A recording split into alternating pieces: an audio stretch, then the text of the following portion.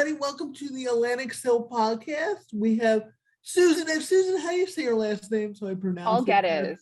Coll-Guedes, and she is one of our board members at the Atlantic CIL, and she has a magnificent background in advocacy and understanding kind of ableism and what is going on in the disability world. And I think it's just so important now because I think the pandemic really highlighted a lot of things that people with disabilities have been saying are wrong with the system, hopefully, and we're trying to get people to acknowledge that. I think there was a lot of success at the beginning. Now, as people have gotten tired of the pandemic, they've kind of just gotten over everything. So I worry about that a little bit.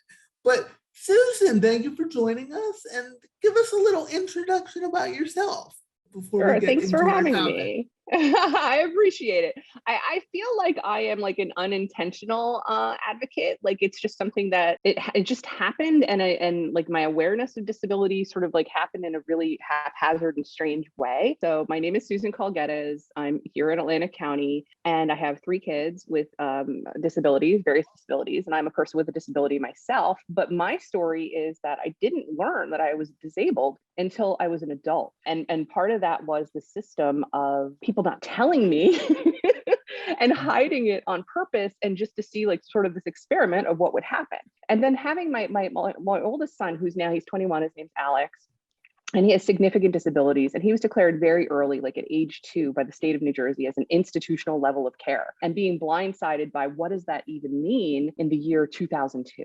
And what does that mean in 2010? And what does that mean now in 2022 to be at an institutional level of care when there are no institutions? And for him to have been born in 2000, in a time where no one came to me and said, because he was born and we realized after he was born that he had Down syndrome and significant medical complications, no one came to me and said, do you want to take him home, or you can leave him here, it would be fine. And I know that if it was my generation, the time when I was born in the early 1970s, that was definitely a thing, because that's a part of my story of being born to a person who was in an institutional setting at the time, and then being given up to the state, and for them seeing me and putting me, documenting that they thought I had Down syndrome, but I did not. And then later getting adopted into a family who decided to completely hide my disability and my story. And honestly, they didn't know much anyway. And then to try to raise me as a non-disabled person, and going through school with an IEP and not having awareness of that, and then just sort of stumbling through life, and then finding out in adulthood that I was adopted. So that was like part of my story too. And then finding out that I was disabled. And I only found that information out when I got my birth story through the state, and also through my oldest son, Alex, getting more diagnoses that had more things to do with like sort of genetic things. So over the years, like my experience with Alex, and then with myself with ableism and discrimination, and just trying to be an advocate, I've kind of sort of unintentionally become this, and I feel like I've been somewhat successful and been able to help other people. So I use my story in a way to bring awareness and hopefully inspire some empathy and compassion for people, and a deeper understanding that, you know, there's ways to work with people with disabilities that still preserve dignity. And how would you, I mean, ableism is a word that I didn't start hearing till I was in college. And I thought, you know, that was kind of a moment of realizing that maybe I was privileged in some way. I had a supportive family and a lot of great advocates around me, and a lot of great people with the great mindset. Like I remember just my dad and mom being like, so when you go to college and when you get a job, like that presumption of like, of course you're going to do these things, live this life. But how would you define ableism? So, because I think it's a real important word for people to really understand. Yeah, you know, I feel like too, I hadn't heard about it until recently, and recently being like the last, I don't know, 7 or 8 years, where people are really starting to use it more often. When I started teaching, I teach a special education course at Moore College of Art and Design. And I started teaching there in 2015. And I think maybe the first or second semesters, I hadn't heard of it. And then I started to use it in my course and talking about what ableism is.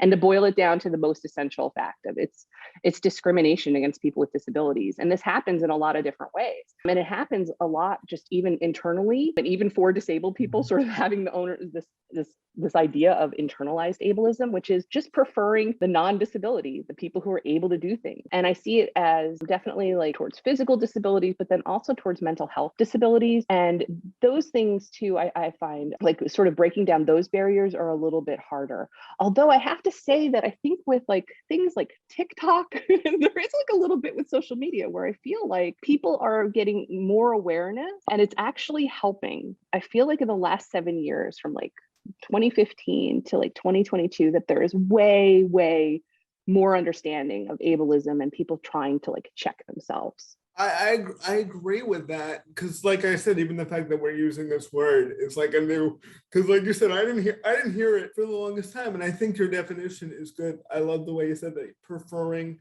people without disabilities to people with disabilities, and we can see this kind of all over our system of like, we prefer you to work instead of not work. If you are working, we prefer people without disabilities to be, and people don't come out, people never come out and say that, or politicians never going to come out and say, my platform is forget this disabled people, but it's just kind of that underlining assumption or presumption of like, you can just tell. I mean, even we see this with the pandemic, it's like, well, aren't us not non-disabled people, we're good, we've moved on, and all we have to worry about is kind of those disabled people with their pre-existing conditions. So the pandemic's over because they don't really count anyway. It's like that underlying assumption of it. So yeah, I just think it's important for people to realize that that's in the system, and kind of how do we address that in like a strategic way?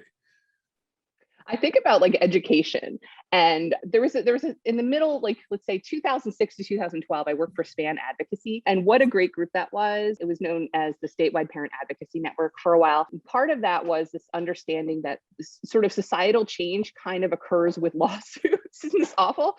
But it's really true. You think about like Brown versus the Board of Education, or Section 504, or ADA. All of this is like legislation, or people saying things like, you know what? You need to know that this is wrong and you need to stop. We need to stop. And we have to actually make a law. So one of the things that happened in 2020 was there was a law that was made that we had to teach about disability in K through 12 in an age appropriate way, that we had to look at the accomplishments of people with disability and somehow include that in the curriculum. And I've seen that even with my own children, how that has made its way into the curriculum, where my second grader came home and was trained all on Helen Keller and blindness and deafness, and came home with like quite an understanding. And I know that for my son, who's older, he did not have that same information in the curriculum, even though they were in the same school district. So I know that change is possible, and a big part of change is education and awareness.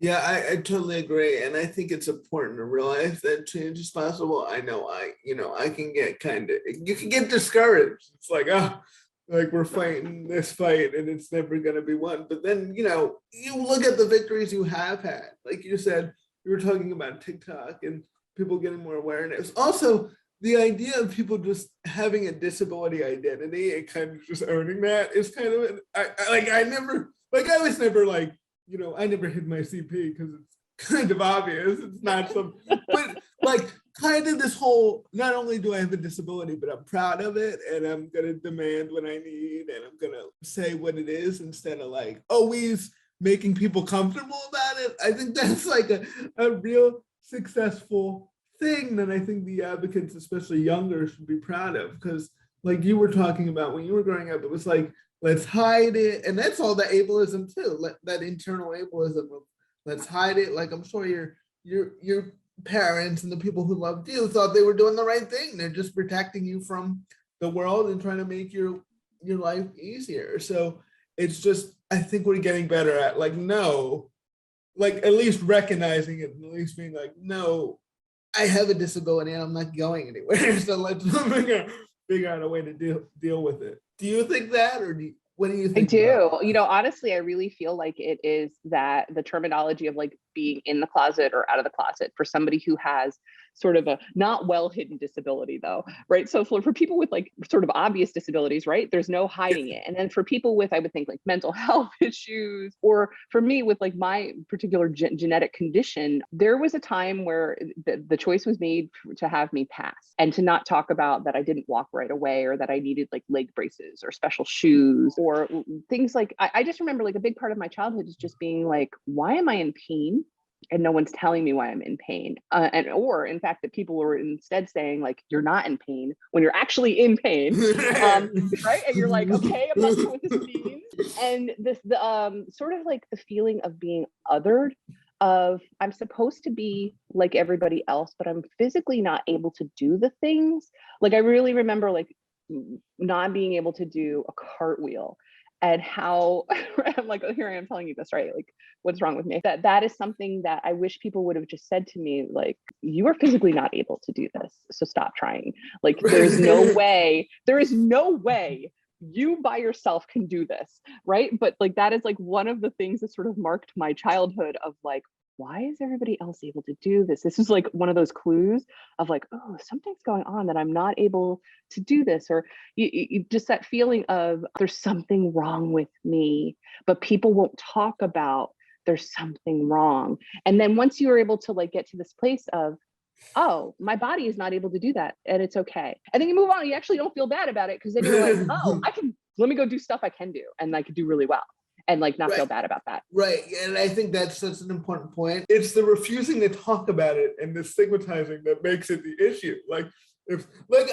when you were talking about that moment about doing a cartwheel, I was thinking like the first time I kind of noticed, even though you're younger and you notice I'm walking differently, but I noticed like my parents tried to have me ride a bike, and I was like, I tried, and I'm like, look, I'm not riding this bike. This is gonna be a thing. This is happening.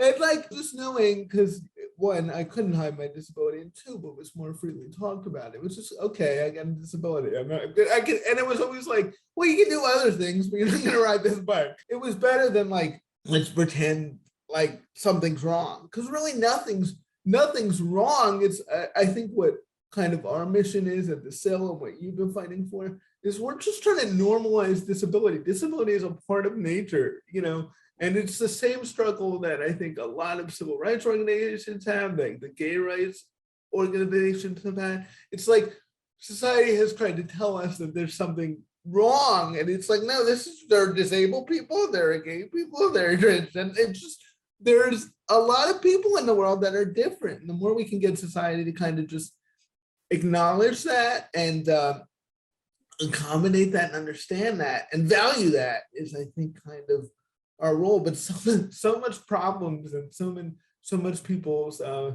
internalized ableism. Like if people would just acknowledge it off the, no, you just have a disability, you're not doing that cartwheel. It's okay. Move along. It's okay.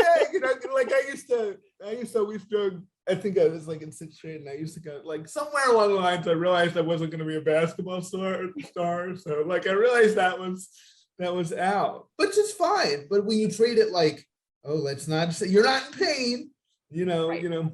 Even this stuff with me that I think about that people thought was well-intentioned, but kind of drives me a little, I think was wrong. Like the whole, like, you're so special, and you're so, like, no, I'm really not that special. It's just a disability, but it's just like a friendlier way of kind of stigmatizing it in a different way. Like, everybody's disabled in their own way. Like, not really. Like, no.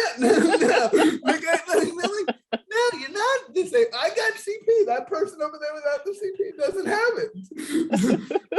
so looking back, and again, that's a little different than the just the let's pretend it's not happening, but it's like, I don't know. Like, that doesn't help either. Like, I just like saying I have a disability, and this is what I need, and this is what I don't need. And if I need help with this, I'll let you know. And that's it.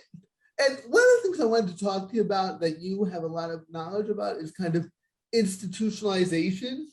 And you were talking about how New Jersey, they have people who need specialized care like your son, but now we don't have a lot of developmental centers. And I know all this stuff is like very controversial, and there's a lot of opinions both ways in the disability community. And I think you have a great insight as somebody dedicated to the independent living movement and self-determination, but also realizing that there is a population that needs to be served that sometimes gets left out, even by the independent living community sometimes. So I just wanted to let you talk about that. Sure. When I talk about Alex, I'm talking about a person with the most significant, support needs. So he has a feeding tube. He can stand and walk for short periods of time, but he uses wheelchair, and he needs help with basically all activities, like all activities of daily living. And he has problems with sort of speech and communication. I'm trying to think like all areas. I'm trying to think of all areas. So when he turned 18, people were just like, hey, you need to get guardianship over him. And I was like, look, if I get guardianship over Alex, people who already don't acknowledge him as a human being are going to like even more not listen to him. So for that one thing, I'm doing supported decision making. And I could say, again, this is another thing, like from 2015 to today, from being in a place of no one saying that ever to a place of people having an understanding of like, there's alternatives to guardianship. We can do this and allow him to be, seen as an adult and have choices in his life and have a certain amount of say over his life instead of mom or another appointed person always being in control. And I wanted that because I wanted to be checked. I wanted people to check me because I know that I'm his mom and I'm going to always see it from the perspective of the mom, right? And wanting safety for him and wanting certain things. But I think I wanted him to have that experience of like adulthood and people going to him first, and that forced it. And it seems like risky to a lot of people, but I do want people to be aware that Alex is now 21, he's going to be 22, and we're doing supported decision making, and it's between him, me, his mom, his dad, and he's got these two nurses who are really dedicated to him and to his life. So when we talk about like the most significant needs, usually people in the past would be like immediately from birth or early childhood, they would be at a developmental center, an institutional setting where there's staff to take care of them. And we have Woodbine down in Cape May County, and it's not accepting any new admissions. I think if there was an emergency that they would do that. But really, I think one of the institutional settings right now, they're group homes and they're sort of scattered. It's like you have to know somebody who knows somebody.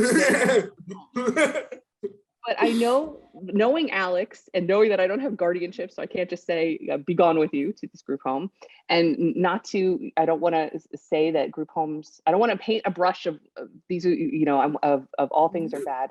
But I know for Alex and for his life and what he wants, he doesn't want to do a day program. What's tough for people who have that medical aspect where he needs really 24-hour nursing care. It becomes really difficult in adulthood to stay at home or in a community setting.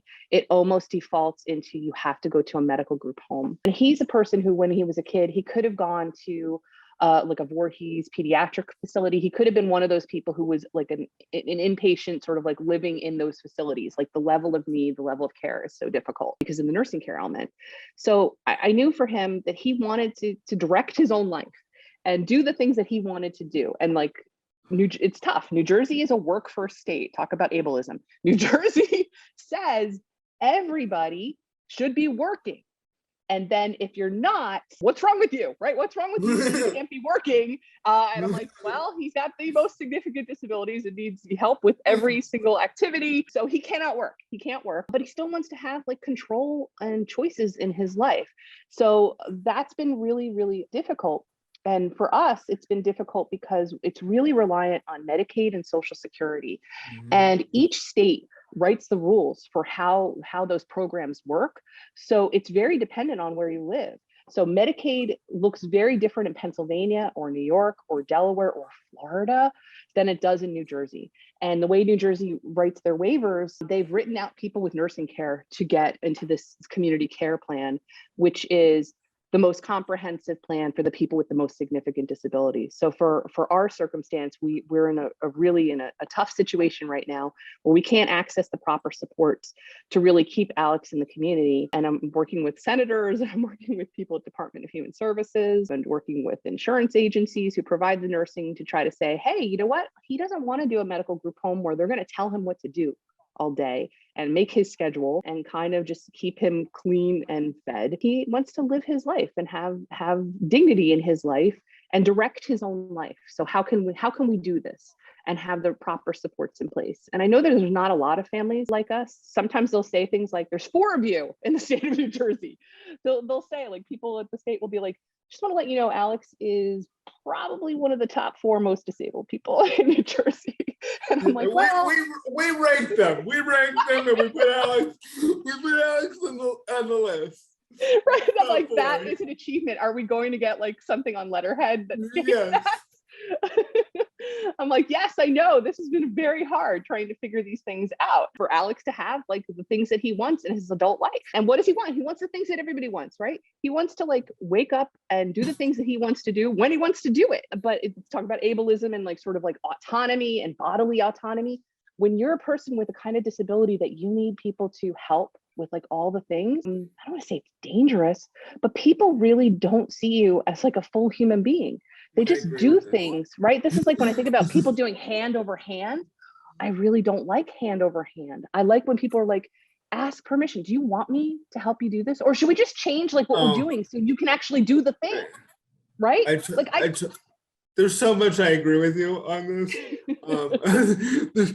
I have cerebral palsy, and I've been in hospitals and I've been in surgeries, and the amount of people, and I get it, people need to do things when you have needs, but the amount of people who have just grabbed me and like not asked and like, and all you have to do is say, okay, I need to do this. Like, you know, are you cool? Are you comfortable? But, and I know, again, I'm not saying, this is where we talk about the ableism, because I think when you and I talk, Susan, it's like we're thinking, it's not like we think all these people are like evil, like I'm going to go out there and violate this person's boundaries, but it's just this assumption like, well, I'm the nurse or the doctor, and if I need to touch this person and they have a disability and I'm helping, but like, just that little thing of acknowledging, like, are you okay if I do this? Like, it's really important to me.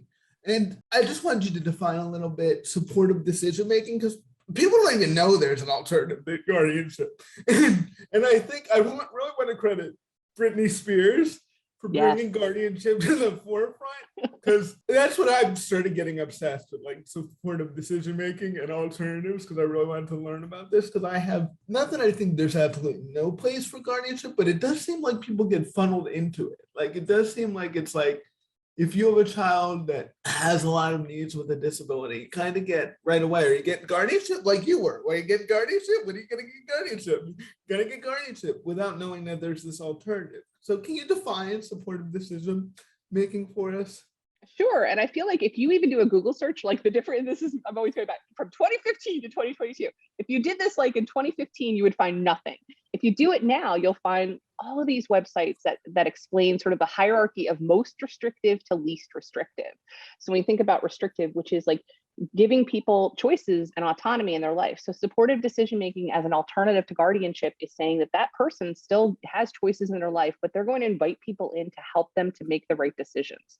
So often people will say, no, wait, if I don't get guardianship, what happens if my person's in the hospital? What happens like with financial decisions? Like all these, this is terrible. Like, terrible things are going to happen. And I know for being within the Down syndrome community, I would say probably from infancy and childhood, we are told, and it is passed on, and like the tales of parents before us, you need to get guardianship, or you get ready, you need to get guardianship at 18. And then of course, me being me, I'm like, oh yeah, I don't think so. Let's see. So all the things, right? So here's all the things. He gets Social Security, but you could be a representative payee. You don't have to be the guardian to manage their Social Security and take care of, you know, that sort of financial piece to it, you know, as needed. Also medical things. Alex has been in hospital in multiple places in multiple states since the age of 18. He sees doctors in Maryland, Pennsylvania, and New Jersey.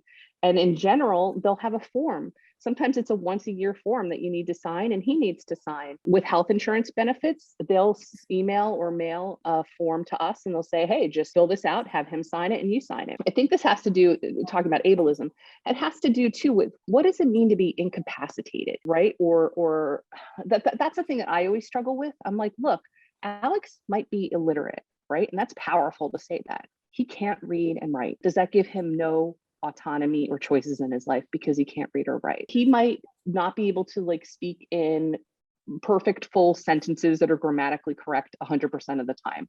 Does that mean he gets no choices in his life or autonomy in his life? So that's the way I look at supported decision making. 100% he could tell you what he wants and what he doesn't want.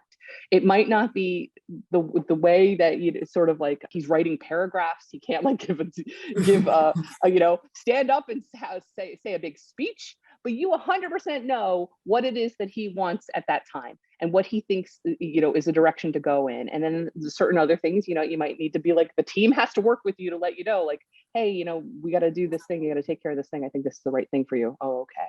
Right. So that's where it's important. So we've been able to manage supported decision making now for 4 years, and the hurdles of the medical, the financial, working with the insurance, we've gotten through all these things. And he's had some major things. He's had like double hip replacement since age 18. Major medical decisions have had to be made. And when I walk in there and I said, we're doing supported decision making, everybody was like, we understand, we know. In Pennsylvania, we go to bigger places. I'll have to say that too. We go to places where people know, and that makes the difference too. Right. And I think it's so, through supportive decision making. So Alex he appoints kind of like a council, like his advocates, like you're in it, 2 nurses are in it.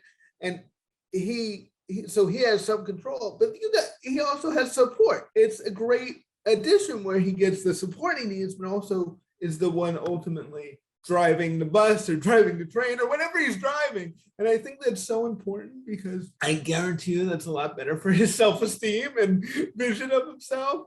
Because trust me, I mean, people with disabilities, we realize when people are taking power away from us, and we realize, just like anybody else would, and it really gets to you in a lot of ways. It really sends messages to you that are unhealthy. And I just, I'm not, just like Susan was saying, we're not saying everybody's situation is the same or everybody's in Alex's situation, but I would just like more people to be educated on supportive decision making so they can decide what's best for them and their family. I would like more people with disabilities to know about it so they can ask about it. Like, wait a minute, why are we doing guardianship? Why can't we be doing this? And I would like more parents to know about it, because I think a lot of parents would be interested in it. But when you're told, again, going back to ableism, that it's either this or the person you love is completely going to be taken advantage of, and if something bad happens, yeah, you can get a lot of people to sign up for guardianship if it's framed that way. So the other thing about ableism I want to talk to you about, Susan, is I'm always worried about, I know safety with people with disabilities is an extremely important thing, but I always feel like you got to be a little careful with it, because sometimes it's used as a way to take people with disabilities rights away. Like, oh, that's too dangerous. A person with disability can't do that. Oh, if you let them do supportive decision making, they could make the wrong decision. And I just think of that and I'm thinking, you think of that and you're like, wait, that sounds makes a little bit of sense. But you think about that and you think, wait a minute, non-disabled people make bad decisions every day, all day, and they do risky things every day, all day. And I've had instances where people have said to me, well, you can't go there because you might get hurt. And I'm like, well, so could you. So I just wanted to talk about, I mean, I'm not saying safety is not an important issue. When we have a disability, you do have to think about it because it is a different scenario. But I get a little worried when I hear that sometimes, too emphasized. Like, oh, it's very dangerous of you to be at work alone. What could happen? What could happen? Well, something could happen to you too if you're at work alone, Mr. Non-disabled person. So leave me alone. It's true. I feel like this too has to do with, there's a word for it. Is it infantile? There's like a word. Treating people like children. So like this thing too, and I know again, people just need education and awareness, right? So we're kind of moving away. People are saying right now, hey, don't say I have a mental age of 5. I don't like that. Right? I really don't like that either. I don't want anybody saying I have a mental age of 12. Even I might have the skills of a 12-year-old in certain areas. Let's not. My parallel parking is yes. My math skills are very low on whatever scale it is in. Right? But let's not do that. Everybody has like areas of strengths and areas of weakness, and that's why we're looking out for each other. And bad things happen to people all the time. And yes, we want to protect people, but we also don't want people to be exploited, and we want people to have choices. So I think too, me in education, I'm really about choice and freedom, and that's dangerous. Choices and freedom, I know. and learning to I think for yourself and being responsible. How do you learn to be responsible and to make responsible choices? You have to actually be given the opportunity to make choices, and then also have the consequences. And the consequences are good things, and the consequences are bad things. Exactly. So I think about Alex choosing his own life. Like, this is where it was really important. So during COVID, everything went to Zoom. And Alex made the choice that school was not for him. And so this is a big deal, because in New Jersey, they had sort of compensatory services where people who were in school and were supposed to graduate at a certain age got an extra year. So he could have graduated, instead of at 21, he could graduate at 22. And at 20, Alex had decided, you know what, this is not for me anymore. And I disagreed. I actually disagreed with that. And I was like, look, I think you should still go to school. I think it's kind of important to go to school. And then the whole team got together, and I was outvoted. So we're still on the books, and he's like somehow like still in there. I was like, well, wait, because I know we need to do like a certain amount of exit testing just for adult life to have certain things in place. So we're on the books as being somewhere, but he stopped attending Zoom. And when it went into in person, everybody was just like not getting on, which he used to take an ambulance to school too, not getting on the ambulance to go to school. Not getting in the 7 a.m. ambulance, out the street to go to this program. He was done. And so, right. So if I had guardianship, I'd be like, it's 7 a.m. Get on that bus, right? If it's up to me and no one else Get on that ambulance. Get on the ambulance. What do you mean you don't want to go on that ambulance to go drive an hour? Yes. But so that's interesting. So with supportive decision making, do things literally go to a vote? Like if like people disagree, is it like, does everybody they lobby me? Oh, There's really? lobbying that happens. This is so cool to me. So people, it's like our board meeting. It's like people make their case, and then you have to vote on whether you think it's the best way to go. So I just think that's so cool and so empowering. And I love that example, because you can make the argument that Alex made the wrong decision. Like, to you were like, this is not the right decision. But then, people go, oh, that's horrible. But then you're like, wait a minute. People make decisions every day that people think, especially their parents, don't agree with. I mean, just think about in your own life, your loved ones all the time, you disagree. I know. Why are they dating that person? Why are they working that job? Why are they moving there? But that's their right as a person. And when we're talking about ableism, which I want to keep going back to, it's assumed with people with disabilities that we don't know a lot of times. Like, oh, Alex can't know what's best for him. But he does have an opinion, and he does have a right to say, you know what? Because think about what Susan's saying. There are benefits to him going to school, a lot of them. But from Alex's point of view, I've been doing it a long time. It's a lot for me to get on an ambulance, go through a whole production, or it's a production of getting and going and doing this thing. So he's like, I'm over it. I remember they said to me when I was graduating, they were like, well, you could stay here till you're 21. And I'm like, yeah, I'm not doing that because I want to graduate with my, I want to graduate with my friends. So luckily, nobody put up a fight about it. But you're right. That's what we're talking about. And I want people to understand, if you're just listening to this podcast and kind of new to the disability world, or like, oh, ableism, is this really, I never heard of that. Is this really a thing? What we're talking about is radical in the disability world. Like, it is still a new thing, that consequences, and people with disabilities have the right to their own consequences and the right to things that don't work out. Like, I remember going on this big rant one time about, I have the right to fail too. Like, everybody else gets to fail. Like, what, why, when people with disabilities fail, is it seen as this horrible thing instead of the learning experience that it is for everybody else? So I really like that story, and I think it's awesome. And how do we normalize kind of just people with disabilities making choices?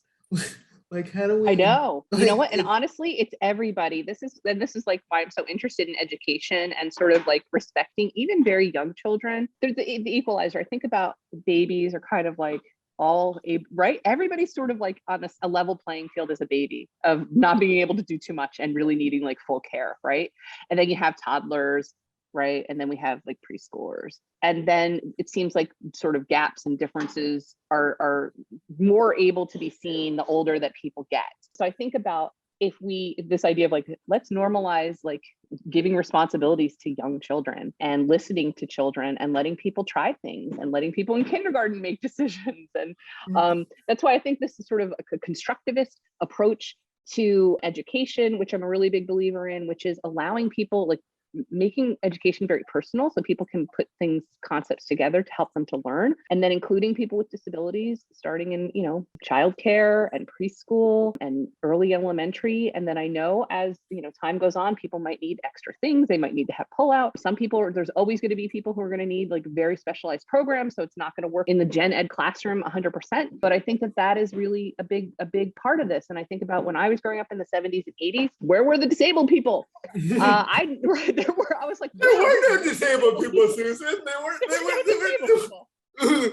weren't there. No, they were isolated and put somewhere else. So, but they were there, and I think that's I think a lot of the stuff I learned from you is a lot of your solutions are based on sort of always going to the least restricted environment. So yeah, like Alex, he does need some support, but instead of going right to like guardianship, which takes away all his freedom, let's give him supportive decision making where we have the support and kind of a little bit of protection and a little bit of help, but it's least restricted, so he gets what he needs. And I think the same thing for classes too. I was lucky enough, I was mainstream. I still remember the meeting in kindergarten where I was there for some reason, and I still remember them saying to my parents, yeah, he's going to be mainstream. And I had no idea what that meant. I was in kindergarten. I was like, I'm going to play with these blocks.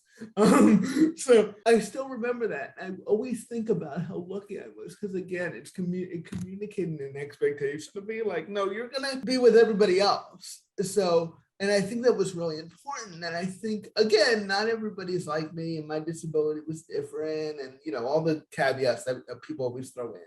But we should be trying to always integrate and help people be more a part and not less, because I think that's so important of just helping people realize that you are normal like everybody else. And by normal, I mean like disabilities is a real thing, and you may have to do things differently, but you can still be a part of this, instead of like, oh, you guys go into this separate classroom and you guys aren't on this track to go to college or whatever. And all that stuff, it just sends that just ableism message of like, you're different, there's something wrong. And I think that is really, those are the little things that people don't realize, that I think we're getting better at recognizing, like, no, it's not a good thing to send that message to people, because people internalize that and then they start to believe certain things about themselves, like, oh, I can't live independently, or I can't be more independent, which isn't true in a lot of I would say most cases. I've still yet to find a person with a disability who can't have any power. I've yet to find this person, Susan. I'm told they exist, but when I talk to them, I'm like, no, they need help with this area, this area, this area, but they can still do this part of it. So, and like you said, Alex is top 4 in New Jersey, and he's doing his thing. So he's doing his thing. Just like give him what he needs, right? Just give people what they need. So, I just think we got to really think about that stuff. I want to talk to you a little bit about the pandemic, because this is always a very fascinating subject to me, kind of the ableism that exists in our pandemic response. And I just want to know what your thoughts, because one of the things that always kind of sets me off, and there are many things in this world, but, I've had people say, just casually, oh, don't worry, the only people dying from COVID are people with pre-existing conditions, which one isn't true, and two is a really disgusting thing to say if you think about it, because it's like when people say pre-existing condition, I'm like, oh, you mean people with some type of disability or some type of something, and they don't count. So kind of how do you think the pandemic has really shown kind of the shortfall sometimes of how society values disabled lives, and it's kind of like the way people talk about it sometimes, it's like people with disabilities are disposable, and I just wanted to let you have the floor and kind of your thoughts on that. Yeah, definitely. Like, especially now with the mask mandate, I just feel like, and I've been talking about it this week with people, just that I'm like, wow, I guess everybody's just come to the place of a decision of a certain percentage of people are going to get very sick and die, and that's okay. that people are just okay with that, right? And of course, who is that? That's people with like healthcare issues, people with disabilities. So they're saying, you know what, and like elderly and the elderly, they're like, I think Yeah. we're okay with like 10% of the people. Yeah, I've heard people say, well, the elderly, they were going to die anyway. Like, what's somebody else? It's awful, isn't it? It's awful. Yes, Yes. I think about the entire thing of COVID and like how difficult it's been. Like, so for me, even, I'm one of those people who lost their job during COVID. They could not accommodate me. So I lost my job and now I work like 5 jobs. And how impossible that is. It's just an impossible situation. And the judgment even of like, oh, what do you mean you had to leave that job? Right, now you're marked as one of the people who had to leave because of COVID stuff. Right? What do you mean? Marked. What do you mean you had to leave that job during a deadly pandemic, once in a century pandemic? You should. They were going to let you just be with 500 people at a time and no mask. Yes. Like, why? What's wrong with you? Right now, you're marked. So now there are people, right, who are like, "Wow, I had to leave." So that's already outing me as like being weak. So I'm already like outed as being weaker than other people. And then people like, that's what I've noticed too, especially if you've been trying to like find employment during this time, how things are trending, right? You might have health needs, you might have a disability, you might need accommodation. I don't know. I think I'm gonna go with that young, healthy person over there and not like this disabled person who's gonna like have higher healthcare costs. So there's like so many layers of this. I think too, like the good thing that came out of it is now everybody's doing Zoom meetings. Now if somebody has an in-person meeting, I'm like, why? I know. Why? I'm instantly annoyed. If you tell me I gotta go in person. And it's just to show ableism too. Like, people with disabilities have been asking for alternatives to in-person meetings from like the beginning of time, and we were always told that it was the hardest thing. Like we were asking somebody to recreate the Eiffel Tower from scratch. But this pandemic happened, and all of a sudden it starts affecting our non-disabled friends. And all of a sudden, wow, guys, this is incredible. We got to be more accommodating. Yeah, I know Susan and Donald have been saying that forever. So I just hope people don't go backwards in that sense. And I really want people to think about what they're saying when they make comments like, oh, it's only the elderly, or oh, it's only people with pre-existing conditions. Like, first of all, guys, that's sick and a little, a dark side of human nature that we really have to fight against, that urge to just be like, well, it's not me, so who cares? And 2, just if you want to make the selfish argument, 1 in 5 people have a disability. So you're going to have a disability too, maybe one day too, or somebody you love. So don't go out promoting this stuff that, as long as it's not me. Well, it might not be you now, but it might be you later. So I just really want to encourage people to take those precautions. And I know it's tough. Look, I'm over the pandemic. We're all over the pandemic. Who's not over the pandemic? The virus really doesn't care though. Like, it really doesn't, it's not taking a vote, So just, we still got to take precautions and be careful and be cognizant of people we're around and do the things we got to do. And also, I would encourage employers and people still be accommodating with people. Like, you should have a work from home procedure in place. And I understand sometimes there are jobs where work from home is not a realistic alternative, but really think about it. And my thing is, I always tell people, people are like, again, back to the ableism of like supervision and everybody's, how do you know people are working if they're working from home? Look, if people don't want to work, they're not working in your office either. Like people who do their jobs and get stuff done, you can put them anywhere and they get stuff done. So and there are a way to include checks and balances in that. So again, that ableism in our system, and also what Susan was saying, when you hear people say, well, I had to leave my job because of the pandemic, like don't assume that that's a horrible, that everybody was questioning everything. Like, especially that beginning of the pandemic, it felt like the world was ending. Like, are we going to have a tomorrow? So I don't know, but I just hope people question their underlying assumptions about all this stuff, because I think it's so important. And if we have a more inclusive world, we will have people with disabilities contributing more, which will help us all. So we really have to think of, I loved your phrasing of, I was one of the weak ones. It could be viewed as that. I should have been in there, getting sick with everybody else, but again. Yeah, I'm such a quitter. I was a quitter. Yes. But that's kind of the ableism and just the things that people say that I'm like, oh. And we all have it. Even people with disabilities have internalized ableism. It's not like Susan and I are pure, angels, but we have to be aware of it and kind of think about it and kind of understand, because we've all grown up in a society that, although has in a lot of ways given us a lot of great things and allowed us to thrive in certain ways, it shouldn't have been as hard for us to thrive. It's kind of how I think about it in a lot of ways. So I always, my final question is always, and if you can't think of anything, it's okay. If you could wave your magic wand, if I could make you like empress for the day and you could change 3 policies kind of at the national level, like, what would they be? What are those policies that drive you crazy? It doesn't have to be 3. You can go for 2, but I don't want to put you on the spot. Maybe one. Honestly, you know what? It's really like a big deal. Like, I think like with like civil rights for people with disabilities, ADA, Section 504, it always has to do with like, you have to disclose and then you have to fight for your rights. And then Yes.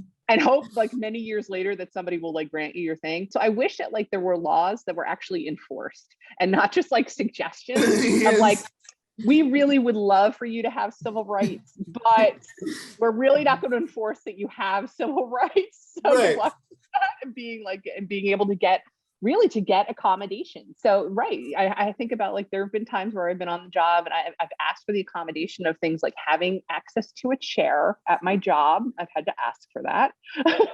Who needs chairs? Chairs? This is out of control. These people with disabilities. This was in Atlantic County, by the way.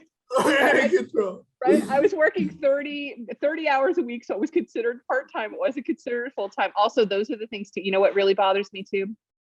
This is ableist. Part-time work and part-time work not being valued. Who's going for part-time jobs? Who values that part-time job? People with physical disabilities Yes. who physically can't do. And it's so sad because what I've realized of like part-time versus full-time, you get rights.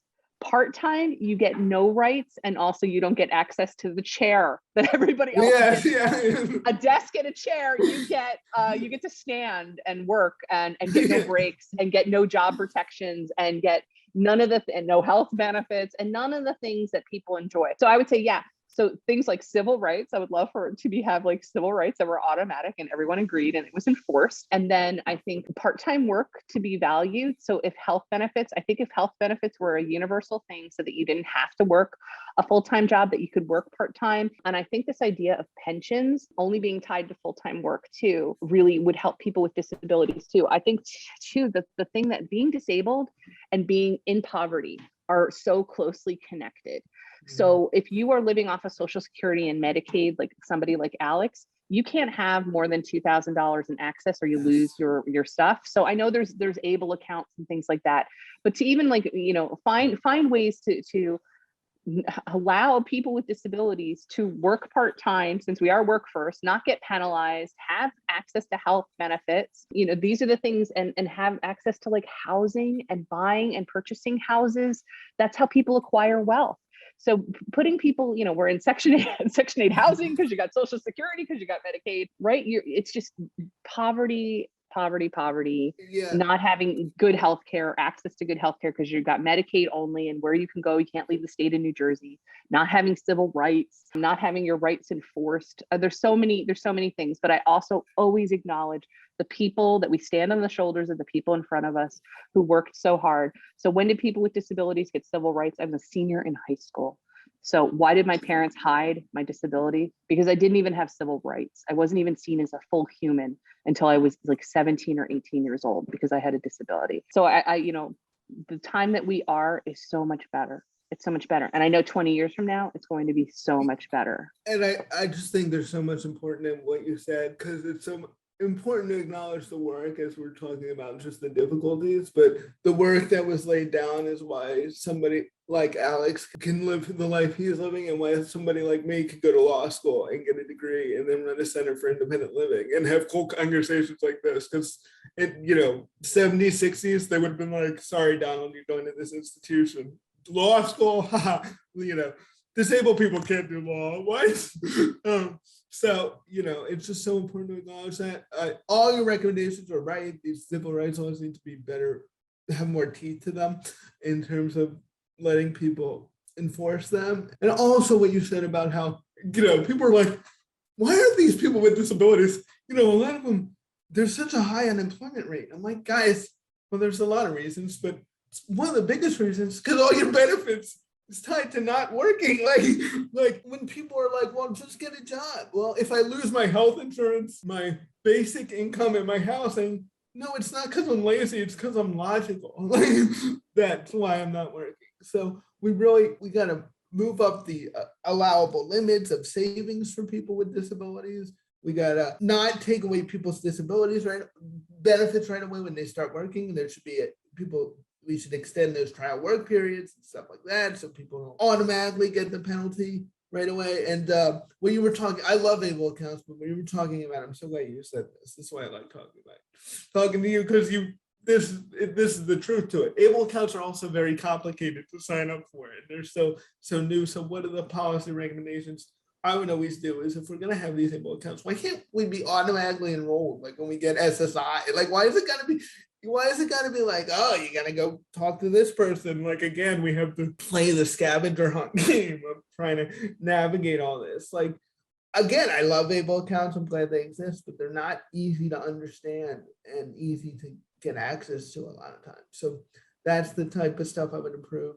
A lot of these things that require you to have a disability, have an onset or a diagnosis before a certain age, I think are really discriminatory for people and really hurt a lot of people, because a lot of people don't find out they have a disability for the longest time, assuming that people have the support system where they can get a diagnosis as ableist as well, because you need to have, I always think if I didn't have the parents I've had or the loved ones I've had, like you could have just said, you could have not gotten me what I needed, if I was unlucky enough to have that. So we just got to really think about these things, but those are just some great places to start. And really thinking about allowing people more housing. One of my pet peeves too, and I'll close with this, people are like, there's not enough housing for people with disabilities. Well, we need to build more accessible housing, and, to give people with disabilities more options. And a lot of people go, oh, well, of course I'm for housing. Well, next time somebody's proposing